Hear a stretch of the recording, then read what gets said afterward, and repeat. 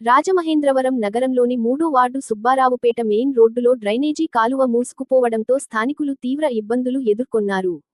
అయితే సమాచారం అందుకున్న వెంటనే మాజీ కార్పొరేటర్, టీడీపీ నాయకులు బొమ్మనమైన శ్రీను రంగంలోకి దిగి సమస్యను పరిష్కరించారు.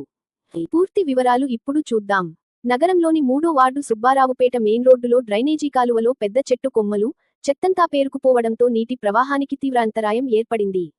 దీంతో డ్రైనేజీ కాలువ పూర్తిగా నిండిపోయి మురుగు నీరు రోడ్డుపైకి పొంగి వచ్చింది. స్థానిక ఇళ్ల ముందు, రహదారులపై మురికి నీరు నిలిచిపోవడంతో ప్రజలు తీవ్ర అసౌకర్యానికి గురయ్యారు. వర్షాలు కురిసే సమయంలో పరిస్థితి మరింత ప్రమాదకరంగా మారుతుందనే ఆందోళన వ్యక్తమైంది.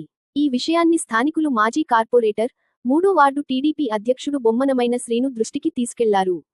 సమాచారం అందుకున్న వెంటనే ఆయన ఆలస్యం చేయకుండా సంఘటనా స్థలానికి చేరుకుని పరిస్థితిని పరిశీలించారు. అనంతరం జేసీబీని వెంటనే అక్కడికి రప్పించి, స్థానిక శానిటేషన్ సిబ్బంది సహకారంతో డ్రైనేజీలో చిక్కుకుపోయిన భారీ చెట్టు కొమ్మలు, చెత్తను తొలగించే పనులు ప్రారంభించారు. గంటల వ్యవధిలోనే కాలువను పూర్తిగా శుభ్రం చేసి, నీటి ప్రవాహం సజావుగా జరిగేలా చర్యలు చేపట్టారు. దీంతో డ్రైనేజీ వ్యవస్థ తిరిగి సాధారణ స్థితికి చేరుకుంది. రోడ్డుపై నిలిచిన మురుగు నీరు కూడా క్రమంగా వెళ్లిపోవడంతో స్థానికులు ఊపిరి పీల్చుకున్నారు. ఈ సందర్భంగా సకాలంలో స్పందించి సహకరించిన సచివాలయ సిబ్బందికి బొమ్మనమైన శ్రీను ప్రత్యేకంగా కృతజ్ఞతలు తెలిపారు. అధికారులు, శానిటేషన్ సిబ్బంది సమన్వయంతో పనిచేయడం వల్ల సమస్యను త్వరగా పరిష్కరించగలిగామని ఆయన పేర్కొన్నారు.